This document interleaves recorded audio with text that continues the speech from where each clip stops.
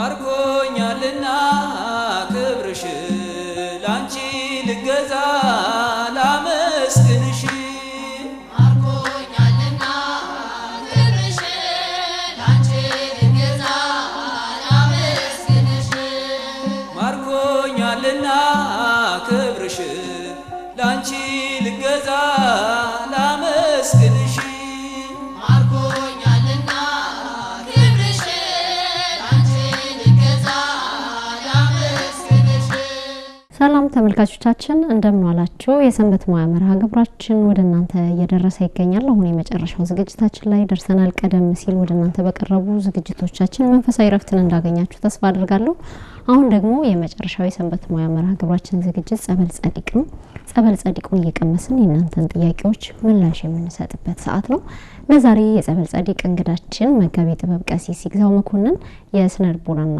ትዳር አማካሪ ናቸው ለተነሳው ጥያቄ ተገቢውን ምላሽ ሰጡናል አብራችሁን ቆዩ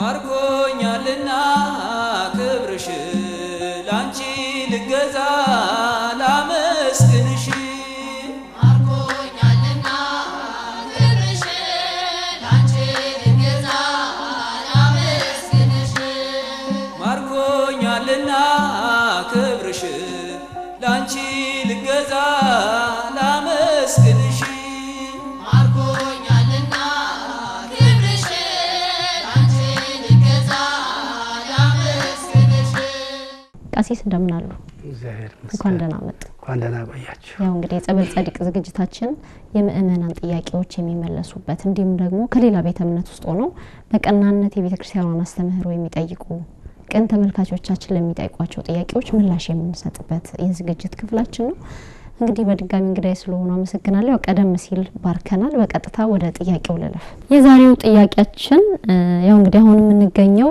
ወርሃ ክረምት ላይ ነው በብዛት ሰርግ የነበረው ባለፈው እንግዲህ ከፋሲካ በኋላ በነበሩት ቀናቶች እንዲሁም ደግሞ የገናን ጥር ላይ በብዛት ያው የሰርግ ስርዓት የሚፈጸምባቸው ወቅቶች ናቸው እንግዲህ ያንን የታዘበች ያየች አንድ እህታችን የላከችው ጥያቄ ነው ጥያቄዋ ለማግባትና የራሴን ህይወት ለመመስረት አስባለሁ ነገር ግን በአሁኑ ጊዜ በማህበራዊ ድህረ ገጾች ላይ የማየው ከልክ ያለፈ የድግስ ወጪ በጣም ያስጨንቀኛል ቤተሰቦቼ አንዳንድ ጊዜ በጨዋታ መሃል አንቺም እንደዚህ አይነቱን ጎበዝ አግብተሽ ብታኮሪ ምን አለበት ይሉኛል እኔ ቤተሰቦቼን ላስደስታቸው ቢባልም እንኳን የወደፊት ባል ይሆነኛል ብዬ ያሰብኩት ሰው ያ ማለት ያው ጓደኛላት ማለት ነው አዎ ያ ሰው ያንን የማድረግ አቅምም ፍላጎትም የለውም ሁለቱም ነው የሌለው አቅሙም የለውም ፍላጎቱም የለውም ግርግር የሚወድ አይነት ሰውም አይደለም ለሽምግልናና ለሰርግ ለየብቻው ድግስ ማድረግ እንደ ባህል እየታየ ስለመጣ ሰው እየለመደውና እያወላደረ ሳይ ከኔም የሚጠብቁ ስለመሰለኝ ክፉኛ ጭንቀት ያዘኝ ማድረግ አለብን ብለው ላጣው እንደምችል ተሰማኝ የትዳር አጋሯን ወይም ጮኛዋን ይሄንን ነገር ማድረግ አለብን ብንለው ላጣው እንደምችል እየተሰማኝ ነው አይደረግ ብል ደግሞ የቤተሰቦችና የወዳጆቼ ጉጉት ሌላ ፈተና ሆነብኝና ምን ላድርግ ምን ትመክሩኛላችሁ እንግዲህ ቀሲስ አይተውታል ታዝበዋል ብዬ አስባለሁ አሁን ሶሻል ሚዲያ ላይ መጣልን የምናያቸው ነገሮች አንዳንድ ጊዜ ለሽምግልና ተብለው የሚወጡ ወጪዎች ያስደነግጣሉ ብሩ ከየት መጣ ይሄ ሁሉ ድግስ የሚያስብሉ ነገሮችን እናያለን ከዛም ደግሞ ሰርጉ ሲደገስ ራሱን የቻለ ሌላ ተአምር ነው የምናየውና እሱ እንግዲህ በትዳር ዓለም ላልገቡ ወንድሞች እህቶች ኦርቶዶክሳውያን ወጣቶች ጭንቀት እየፈጠረ መጥቷል እንግዲህ ምናልባት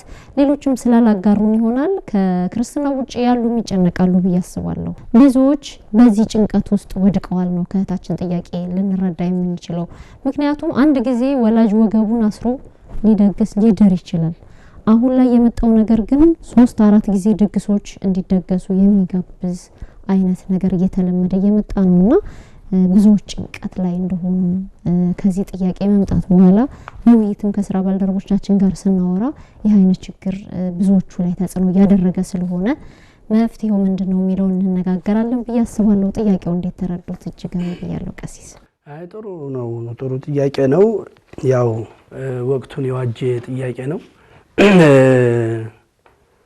ምናየው ነው ምን ሰማው ነው።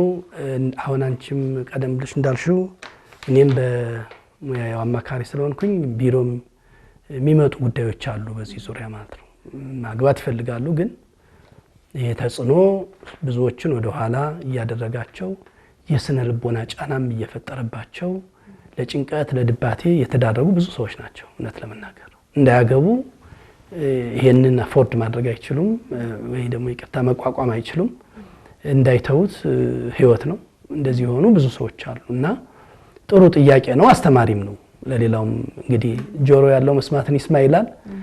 እንግዲህ በሚነሱ የሊቃውንትን አስተምሮ ሁሉ አንስተን ስለምንነጋገር የስነ ልቦናውንም ስለምንናገር ብዙ ሰው ይማርበታል ብዬ አስባለሁ። እኔ በቤተ ክርስቲያናችን ታላቁ ሊቅ እንዲያው መጽሐፍ ቅዱስ አጠቃላይ መጽሐፍትን እንዲያው በደንብ አድርጎ የሚተረትረው ታላቁ ሊቅ ቅዱስ ዮሐንስ አፈወርቅ ስለ ሰርግ የተናገረው ነገር አለ። አሁን ምንድነው እኔ ማየት በምን አይነት መልኩ ነው ማስኬድ የምፈልገው? አንደኛ ሰርጉ ምንድነው ራሱ ሰርግ መጌጥን ነው እኮ የሚያመለክተው አይደል? የሴቷ መጌጥ የወንዱም እንደዛው አንዱ ለአንዱ መዘጋጀትን ምን ማለት ነው? የሆነ ሆኖ ቅዱስ ዮሐንስ አፈወርቅ ምን አለ?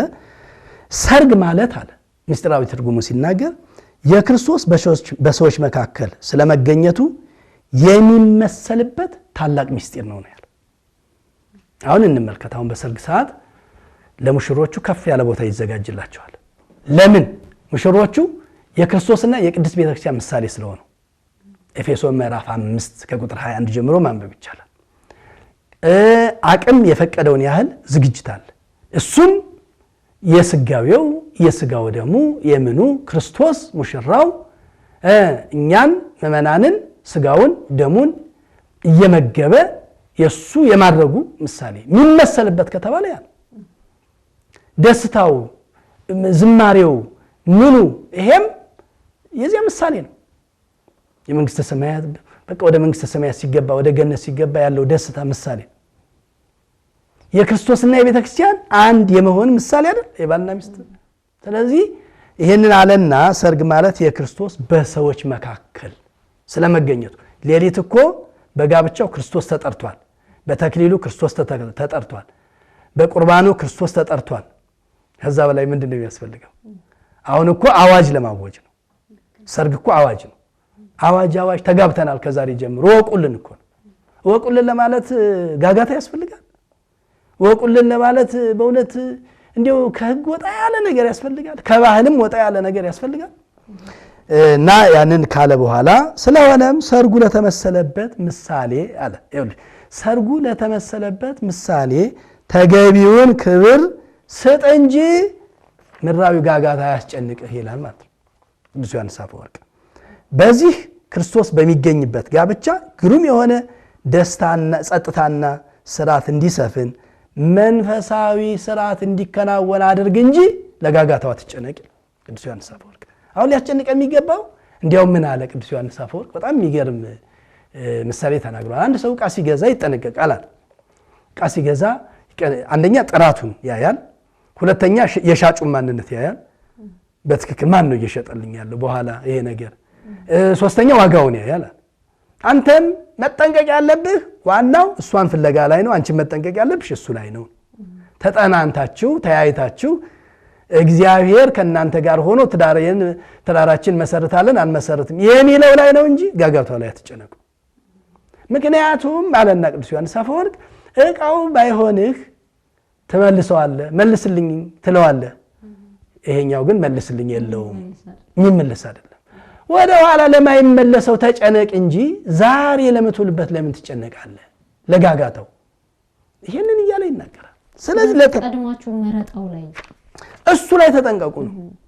የእግዚአብሔር ሰው ነች። አዎ የእግዚአብሔር ሰው ነች ወይ? የእግዚአብሔር ሰው ነው ወይ? በቃ እሱ ላይ ነው እኮ። በተቃራኒ ምን አለው ነው? አሁን ግን ምን አለው ነው? አዎ አይ ያው በጣም እኮ ይወረድን እኮ ነው እውነት ለመናገር ማለት ነው። ምን አለው ምን አላት ሳይሆን ምን መንፈሳዊ ነገር አላት ቢሆን እኮ ጥሩ። ምን መንፈሳዊ ነገር አለው? ያኮ ሁለተኛ ደረጃ የሚጠየቅ እኮ ነው። ምንም ለመኖር እኮ ያስፈልጋል እኮ እንዴው ለመኖር እንዴው አንተና እኔ እንዴት ነው የምንኖረው ብሎ መመካከር እኮ ችግር የለው። የሚወገዝም አይደለም ካለም ደግሞ የሚነቀፍም አይደለም። ዋናውን ዘነጋ ነው ዋናው ዋናውን ወደ ኋላ ዋና ያልሆነውን ወደፊት አደረግነው። እንዲያውም ምን አለ ቅዱስ ዮሐንስ ምንድነው ያለው? ለማግባት ስታስብ በዋናነት ሊያሳስብ የሚገባው ጉዳይ ጥቃቅኑ ነገር ሳይሆን ዋናው ነገር ነው። ጥቃቅኑ የተባለው አሁን እንላቸው ነገሮች ሊሆን ይችላል። ዋናው ነገር ላይ ዋናው ሃይማኖታዊ ነገር፣ ስነ ምግባራዊ ነገር በቃ ይሄ ከእግዚአብሔር ጋር ያላት እንዲያው ቆራቢ ነው ወይ ቆራቢ ናት ወይ ይሄ ቢቀር ይዘነው የምንሄደው ነገር ነው ሊያስጨንቅ በቃ እሱ ነው ሊያስጨንቅ የሚገባው እንጂ ጋጋታዎች አያስጨንቋችሁ። ኢየሱስ ክርስቶስ በሚገኝበት ጋብቻ ላይ ዓለማዊ ነገርን እንዲያው አትቀላቅሉም ይላል። ዓለማዊ ነገሮች እንዲያው ወጣ ያሉ ነገሮች ማለት ነው። ማለት መብላት ዓለማዊ ነገር አይደለም ማለት መቼስ ያለ መብላት ያለ መብል አይኖርም። ግን ወጣ ያለውን ለማለት ፈልጎ ነው። ግርግርና ሁካታ በሰርግ ፈጽሞ አይኖር። ሙሽራውን ጥራና አልወላጆችን ደግሞ ወላጆቼም ምን ብላለች ጠያቂዋ? እንዲያው አንዳንዴ በጨዋታም በምን ማስመስለው ጣ ያረጉኛል አለች። እንግዲህ ልጃችን አንቺም እንደዚህ ነው አይል የምታረጊልን? አንቺም እንደዚህ አይነት እንዲያው የምን ምንድነው የደጃፍ ብረት ነው የምንድነው የሚባለው? የብረት መዝጊያ ነው። አዎ እንደዚህ አይነት ባል ነው ይዘሽ መምጣት ያለብሽ እያሉ እንግዲህ እየተሳቀቀሽ ነው ማለት ነው። ግን ወላጆች ሆይ አለ እሱ ደግሞ ወላጆች ሆይ ግርግርና ውካታ በሰርግ ፈጽሞ አይኖር። ሙሽራውን ጥራና ሚስቱን ይዞ ወደ ቤቱ ይግባ። በምሳና በራት ግብዣህ ላይ አስካሪ መጠጦች አይገኙ። ነገር ግን ሰርግህ ደስታ የሞላበት ይሁን። ዝማሬው ይኑር፣ ስብከቱ ይኑር፣ እግዚአብሔር መመስገኑ ይኑር። ድንግል ማርያም ትጠራበት፣ ቅዱሳን ይጠሩበት። ቤቱ የዶኪማስ ቤት ይሁን። ነገ በኑሮ ሲጎል የዶኪማስ ቤት እንደሞላ አንተን ቤት ይሞላል። እሱ ላይ ተጨነቅ፣ እሱ ላይ አስብ። ትዳር በአላፊ ጠፊ የዓለም ስግብግብና ከልክ ባለፈ ከንቱ ድግስ ሳይሆን በመንፈሳዊ በረከትና ጸጋ መጀመር ይገባዋል። ቅዱስ ዮሐንስ አፈወርቅ ነው። በዓለም ጋጋታ አይደለም መጀመር ራሱ ያለበት። እንዴት መጀመር? ገና ስንጀምረው ገና እስቲ እንዲያው አንዳንድ ጊዜማ በጣም ማዝንበት ነገር አለ። ምናልባት እኮ ቤተክርስቲያን ባርካ ምን ብላ በተክሊል አጋብታ በቁርባን አጋብታ በሳምንቱ ደግሞ በዓለም በግርግር በጭፈራ በምን ደግሞ የሚያድሱ ሰዎች አሉ። በጣም ነው ማዝነው። እውነት ለመናገር ይሄ አግባብነት የለውም። እውነት ለመናገር ከዚህ በላይ እንዲያው አሁን በእውነት ከመባረክ በላይ ምን አለና እንዴት ነው እንትን ምንለው? ይሄንን እኮ ነው የሚነገር። በሰርጋችሁ አለ አዎ ትዳር ባላፊ ጠፊ የዓለም ስግብግብነትና ከልክ ባለፈ ከንቱ ድግስ ሳይሆን በመንፈሳዊ በረከትና ጸጋ መጀመር ይገባዋል ነው። ስለዚህ ይሄንን ማስቀደም ያስፈልጋል። እንዳልነው ቅድም ጋብቻ የክርስቶስና የቤተክርስቲያን ምሳሌ ስለሆነ ማለት ነው። መልካም። ከዚሁ ጋር ተያይዞ እንግዲህ ቀሲስ እርሶም ይታዘባሉ ብዬ አስባለሁ። በተለይም እንደዚህ በደመቀ ሁኔታ ተጋብተው ሶሻል ሚዲያው በየቤታችን እጃችን ላይ ስለሆነ መረጃዎችን የመስማት እድሉ አለንና ተፋቱን አብረን እንሰማለን። ገና የሰርግ ቪዲዮአቸውን እኮ አይተን ሁሉ አልጨረስንምና ተፋቱ የሚባል ነገር እንሰማለን። ስለዚህ የጎደለ ነገር አለ ማለት ነው። ስለዚህ በዋናነት ወላጆች በተለይም ልጆቻቸውን በወግ በማዕረግ እንደው ትውልድን እንዲተኩ ወደ ትዳሩ ዓለም እንዲሄዱ ምክር ሐሳብ ሲሰጡ ምን አይነት ጥንቃቄ ነው መውሰድ ያለባቸው? የእህታችን ቤተሰቦች በዋናነት ሃይማኖቱን ያወቀ ቤተክርስቲያን የሚያገለግል የሚል መስፈርት አይደለም ያወጡላት። ምናልባት ሶሻል ሚዲያ ያመጣውን ቪዲዮ ስለሚያዩ በእንደዚህ አይነት መንገድ አንቺም ድምቅ ብለሽ እንድናይሽ እንፈልጋለን ነውና ዋና መስፈርታቸው ሊሆን የሚገባው ምንድነው? ወላጆች መልካም እኔ እንደ ባለሙያም እንደ ቤተክርስቲያንም እንደው መምህርነት ምንድነው የምናገረው? ሁለት ጽንፎችን ባኒዝ ጥሩ ነው። የመጀመሪያው ጽንፍ እንዲያው ሙሉ በሙሉ ዓለምን ወደ ዓለም መግባት ነው የመጀመሪያው ጽንፍ። ሁለተኛው ጽንፍ ሙሉ በሙሉ ዓለማዊ ነገር የሚባል ነገር ወይም ደግሞ ዘመናዊ የሚባል ነገር አያስፈልግምና ኖረውም አልኖረውም ኖራትም አልኖራትም ዝም ብላችሁ ተጋብታችሁ ብቻ እግዚአብሔር ያቀላችኋል።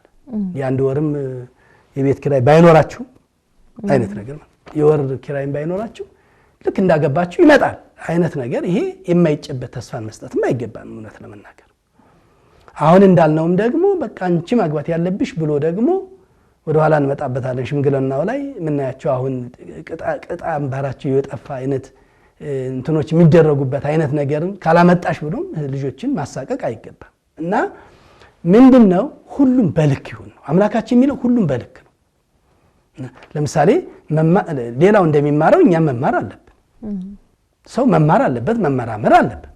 ምንም ሲመራመር ግን ፈሪሃ እግዚአብሔርን ይዞ ከሆነ ትምህርቱ ይጠቅመዋል። ሀብት ሲያመጣ ሰው ፈሪሃ እግዚአብሔር ይኖረው። ሀብት እኮ አይጠላም። ቅዱስ ዮሐንስ አፈወርቅ እኮ ምን አለ? ሀብትን አናወግዝም፣ ነገር ግን ከሀብት በስተጀርባ ያለውን ትዕቢት እናወግዛለን ያለ። የሚወገዘው ትዕቢቱ እንጂ ሀብቱ አይደል፣ ማግኘቱ አይደል፣ መታበዩ ነው፣ መኩራራቱ ነው። ስለዚህ እኔ ሁሉም ነገር አንደኛ ፈሪሃ እግዚአብሔር ይኑርሽ፣ የሚመጣውን ፈሪሃ እግዚአብሔር ያለው ይሁን። ፈሪሃ እግዚአብሔር ይኑርህ፣ የምትመጣውን ፈሪሃ እግዚአብሔር ያላት ይሁን። እንደገና ደግሞ ሁሉም ነገር በስርዓት ይሁን፣ እግዚአብሔርን የማያስቀይም በሰውም በእግዚአብሔርም ዘንድ በእውነት የተመሰከረለት አሉ አይደለም እንዴ?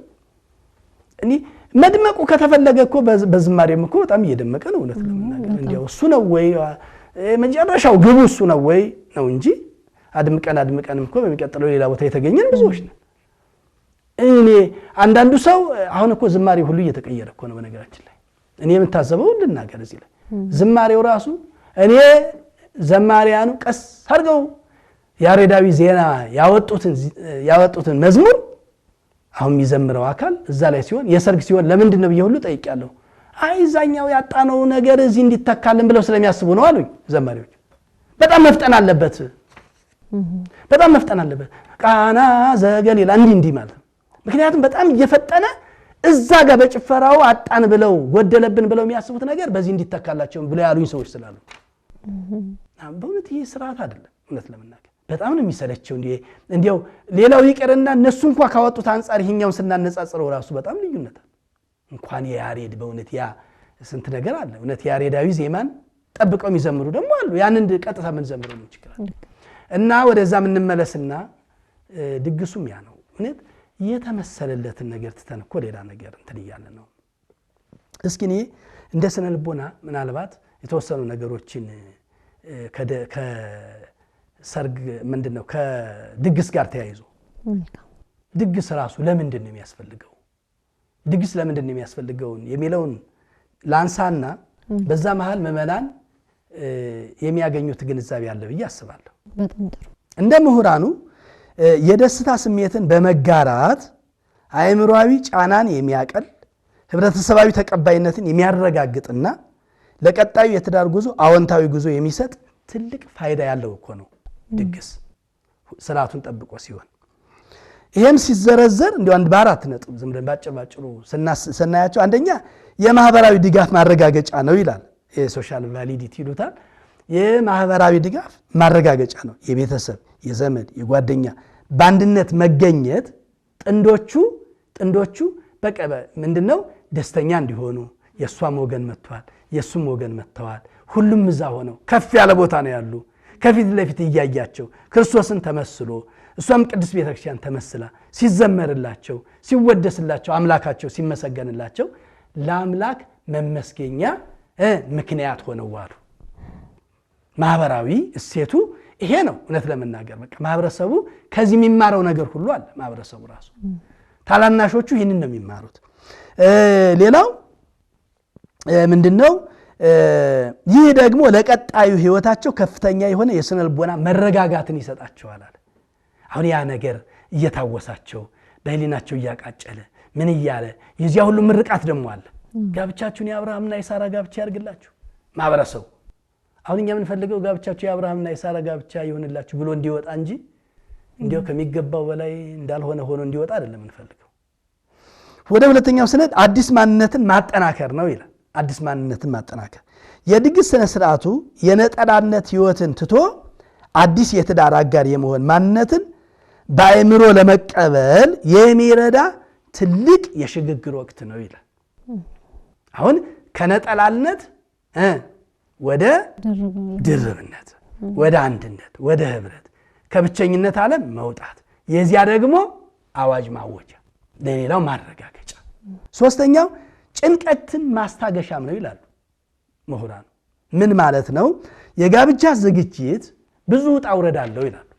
ገና ቀድሞ አይደል ሲወጡ እኔ በሐሳብ ብቻ እንኳን ብዙ ደክመዋል። አሁን ግን ዛሬ ከፍ ያለ ቦታ ቁጭ አሉ። የተወሰነ ድግስ ተደገሰ። አቅም በፈቀደ ቤተሰቦቻቸው ከፊት ለፊታቸው ሆኑ። እግዚአብሔር ተመሰገነ፣ ተሰበከ፣ ምን አለ? በዚህ ምን ያደርጋሉ?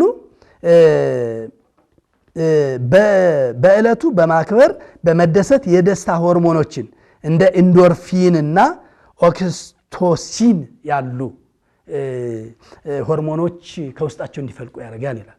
የደስታ ማለት ነው እንግዲህ ምሁራኑ ያሉት ነው። ይሄን በማመንጨት ስሜትን ያድሳል ነው። በቃ ስሜታቸው ይታደሳል። ያ እንትኑ ውጣ ውረዱ ምን ይሆናል ማለት እርግብ ይላል፣ ደስ ይላቸዋል። አሁን እነሱን ይሄንን እንዲያገኙ የጋጋታው አይደለም ያስፈልገው ማለት ለስላሳ ተዘጋጅቶ ምን አቅም የፈቀደው ተደርጎ ይሄ መሆን አይችልም። ዋናው መዘመሩ አይደል ዋናው። ስለዚህ ያ ነው። እኔ በመኖር ባለመኖር አይደለም በነገራችን ላይ ስለሌላቸው ስላላቸው አይደለም ይሄ የሚሆነው። አሁን እኮ ዝቅ አድርጎ የሚደግስ ስለሌለው ከፍ አድርጎ የሚደግስ ስላለው ተብሎ ስለሚታሰብም ጭምር እኮ ነው ሰዎች ውድድር ውስጥ የሚገቡት ይመስለኛል እንግዲህ። እና ይሄ ነው ያድሳል፣ ጥሩ ትዝታንም ይፈጥራል። ሌላው እና አራተኛውና የመጨረሻው የአደባባይ ቃል ኪዳን ነው። ድግሱ የአደባባይ ቃል ኪዳን ነው። በብዙ ሰዎች ፊት መፈጸሙ ጥንዶቹ ለግንኙነታቸው ያላቸውን ቁርጠኝነት ከፍ እንዲልና በትዳራቸው ውስጥ ፈተና እንኳን ቢገጥም ያንን እያሰቡ እንዲኖሩ ያደርጋል። አረ እነዚያ ትልልቅ ሰዎች ተገኝተው እነዚያ ሰዎች እንደዚያ ባርከውን ጳጳስ ተገኝተው አረ እንዲያው አሁን እንዲያው ዝም በቀላሉ ላፍርሰው ይሄን ትዳር ጳጳሳት ተገኝተው ቀሳውስት ተገኝተው እኛን የመሰሉ ሰባኪ ወንጌል ሲሰብኩ ውለው እንደዛ ነግረውን አደራ ብለውን ምእመናን የእናቴ የአባቴ ደስታ ምን ነበር ያኔ ሲነበብ የነበረው? የቤተሰብ ደስታ ምን ነበር? ያን ደስታ ላጨልመው። አያችሁ ቃል ኪዳኑ እንዲጸና ያደርገዋል እና እነዚህና የመሳሰሉ ናቸው። ስለዚህ ጠቅልል ሲል ምእመናን ማሰብ ያለባቸው ለልጆቻቸው ይሄንን ነው መመኘት ያለባቸው። ስነ ልቦናዊም ሃይማኖታዊም እንደነ ቅዱስ ዮሐንስ አፈወርቅ እንደነዚህ ምሁራን የተናገሩትን በህይወታቸው እንዲተገብሩ ማስተማር ነው። ልጆቻቸውን ከመጀመሪያው እየኮተኮቱ ማሳደግ ነው። ልጅ ይሄኛውን ሳይሆን እንዲያው ያኛውን ጋጋታውን ማሳየት ሳይሆን ቤተክርስቲያኗ ምን ትላለችን እያስተማሩ ቢሄዱ የሁሉ ችግር አይሆንም ነው። ከሱ ጋር ተያይዞ ግን ቀሲስ ምናልባት ያው ቀደም ሲል እህታችንም ለማንሳት እንደሞከረችው ወንድማችን አቅምም ፍላጎትም የለውም የሚል ነገር አንስታለናለችና አቅምም ፍላጎትም የሌላቸው ተጋቢዎች በግዴታ ግን በቤተሰብ ጫና ምክንያት ወደ ብድርም ሊገቡ ይችላሉ። ከዛ በኋላ ትዳሩ ከተመሰረተ በኋላ ለትዳሩ መፍረስ እንደ ዋና ምክንያት የሚጠቀሰው ለትዳሩ ለጋብቻው ለሰርጉ ተብሎ የተበደሩት ገንዘብ ሊሆን ይችላልና ኦርቶዶክሳውያን ትዳርን ሲያስቡ ወደ ጋብቻው ዓለም ለመቀላቀል ሲያስቡ በዋናነት ከመንፈሳዊ ህይወታቸው በተጨማሪ ከመጠናናቱ ሃይማኖቷን ምግባሯን ከማጥናት ባሻገር ሃይማኖቱን ምግባሩን ከማየት ባሻገር በዋናነት መውሰድ ያለባቸው ነገር ምንድነው? ምክንያቱም ብዙዎች እንዳያገቡ ጭንቀት ከሆነባቸው ትዳርን እንዲፈሩት ከዛ በኋላ የሚመጣው ነገር ይታወቃል። ወደ ዝሙት ህይወት መግባት ሊሆን ይችላል ትዳር ከተፈራ ማለት ነው። ስለዚህ ያን ነገር አርቆ ለማጠር ምንድነው መሰራት ያለው? ቤተክርስቲያን በዚህ ዙሪያ ለሚፈተኑ ጭንቀት ውስጥ ላሉ እንደዚህ አይነት ወጣቶች መቼም በሰፊው ምክርም ትምህርትም አላት ብዬ አስባለሁና እርሶ ደግሞ በስነ ልቦናውም በቤተክርስቲያን አስተምህሮም በሁሉም እያገለገሉ ስለሆነ የተሻለ ምክር ሐሳብ ይሰጡበታል ብዬ አስባለሁ። እቺ ልጅ ፍላጎትም እንደሌለው አቅምም እንደሌለው ገልጻለች። እሱንም ከገለጸች በኋላ ግን ወደ መጨረሻ ምንድነው ያለችው? አድርግ እንዳልለው የማጣው መስሎ ታየኝ። ያው እንግዲህ ብድሩን በመተማመን ሊሆን ይችላል እንዲህ እንዳልለው እንዴ አድርግስ ብትለው አቅም እኮ የለውም አቅምም የለውም ነው። ስለዚህ አድርግም ቢሉም ደግሞ ፍላጎትም የለውም። እሱ ወደ እሱ ልመጣ ነው። የሚጋጩ በጣም ብዙ ነገሮች አሉ። እኔ እንዲያውም አጋጣሚ ዛሬ እንደ ድራማ ነገር አይቻለሁ። ዛሬ ጠዋት የሚገርመው ማለት ነው አጋጣሚ ማለት ነው ተጋቡ። በጣም ብዙ ብር ተበድረው እነሱ እንዲያውም በሁለተኛው ቀን ነው ያደረጉት። ዘይት ጠፋ ተባብለው ሲነጋገሩ ምናምን ከዛ በኋላ እኔ ከሌጋ ልበደር ወይ እንደዚህ ሲባባሉ ምን ሲሉ ከዛ በኋላ ስልክ ሲደወር በተደጋጋሚ ይሄንን ያነሳል። ኧረ እባክህ ከሌታሞብኝ ነው ብሬን ስጠኝ ሲለው አሁንም ያኛው ይደወል። በቃ ስልክ በስልክ ሆኑ ማለት ነው። ምናልባት እነሱ ኤግዛጀሬት አደረጉ ምናምን ሊባል ይችላል። በሁለተኛው ቀን በቃ 2 ሳምንትም እንስጠው 2 ወርም እንስጠው ግን ይሄ አይቀርም መምጣቱ ማለት ነው። አምጣ ነው። በነገራችን ላይ እንደዚህ ተደግሶ ምን ብሎ ማታ ቤታቸው የሚቀሩት ሁለቱ ናቸው። አብሮ አይኖርም። ያ አብሮ ቢኖር እኮ ምናልባት እንደው ደስታ የሚሰጥ ከሆነ እሱ የሚሰጥ ከሆነ እኮ እሺ፣ ግን አብሮ አይኖርም። ያ ሁሉ ህዝብ በቃ እኛ ሁላችንም እኮ አግብተንም እኮ አይተነዋል። ማታ እኮ ሁለታችንን የቀረነው ቤታችን ጸጥ ነው ያለው። ያ ሁሉ እንትን ዝማሬው ምናምኑ እንኳን አብሮን አልቀረም። ምናልባት ያዝነው ቀርጸን ያዝነው ነው እኛ ጋር ይቀር እና እውነት ለመናገር በተለይ አላስፈላጊ ነገሮች አብሮን አይኖሩም። ስለዚህ አላስፈላጊ ነገሮችን እያደረግ ለምን ልጆቻችን እናሳቀቃለን? ወላጆች ሆይ ልጆቻችሁን አታስቆጧቸው እኮ ነው የሚለው አይደል? እንዲሁ ለወላጆች አንዳንድ ጊዜ ልጆቻቸው ወጣ ያለ ነገር አያድርጉ እንጂ ትክክለኛው መንገድ ከያዙላቸው ለምን ተጽዕኖ ያደርጉባቸዋል? ለምን እናደርግባቸዋለን? ትክክለኛው መንገድ ማስተማሩ መንገድ ማሳየቱ ምኑ እንዳለ ሆኖ ግን ለምሳሌ ሁለቱ ብቻቸውን ሄደን ገዳም ጋብቻችን ፈጽመን መምጣት እንፈልጋለን ሊሉ ይችላል። በጣም ጥሩ። አሁን ያልነው ደግሞ አለ አይደለ? በቃ ማሳወቁ ማወጁ ቃል ኪዳን ማክበሩ ለዚያ ደግሞ በቃ መልስ ነገር አዘጋጅተን እኛ ቤተሰብ ያንተንም እኛን እንደዚህ አድርገን ደግሞ እንገናኛለን ማለት እኮ ይቻላል። ቅድም ያልኩት በነገራችን ጥንቃቄም እንዲደረግ አሁንም እንዴ የግዴታ ሰርግ ተብሎ በጣም በብዛት እንዲደገስ አይደል? እኔ እያልኩ ያለሁኝ ሰርግ ማለት ድግስ ማለት ምንድነው ትርጉሙ ነው ቅድም የተናገሩት ማለት ያ ማለት ምናልባት 50 ሺህ የሚወጣበት ሊሆን ይችላል፣ ባሁኑ 100 ሺህ የሚወጣበት ሊሆን ይችላል፣ ከዛም በላይ ሊሆን ይችላል። አላማው ግን ቅድም ያልነው ነው። እኔ ትንሽ ነገር ማድርጎ አላማው ያ ነው። ስለዚህ ምእመናን አላማው መረዳት ዋናው ነገር አረባካችሁ። እኔ ከተጋቡ በኋላ እየሆነ ያለው እኮ ነው ያሳሰበን። አሁን ጋብቻው እንዴት ይፈጸም በብዙ ድግስ በብዙ አሱ አይደለም እኮ ሊያሳስበን የሚገባው። እኔ ልጆቼ መጨረሻ ምንድነው ብሎ ነው ወላጅ ማሰብ ያለበት። ምንድነው መጨረሻዋ? እኔ እውነት ለመናገር ልጆች ያለን ሰዎች የምትመጣው ማናት የሚመጣው ማን ነው ብለን ከመጨነቅ ያለፈ እውነት የሰርጉ ጉዳይ እኔ አሁን ልጆች አሉኝ አንድም ቀን የድግሱ ጉዳይ አሳስቦኝ አያውቅም። እውነት ለመናገር መድኃኒዓለም እኔ የቻልኩትን ያህል ልጄን ኮትኩቼ ለማሳደግ ሞክራለሁ። ከዛ በኋላ እንደዚያ ሆኖ ያለው ይምጣ ከማለት ውጪ እውነት ለመናገር ያ አንድም ቀን ትዝ ሊለኝ አይችልም እውነት ለመናገር። ምክንያቱም በእለቱ በወቅቱ መድኃኒዓለም በሰጠኝ ልጄን እድራለሁ ብሎ ነው መታሰብ ያለበት። ለሁሉም ጊዜ አለው።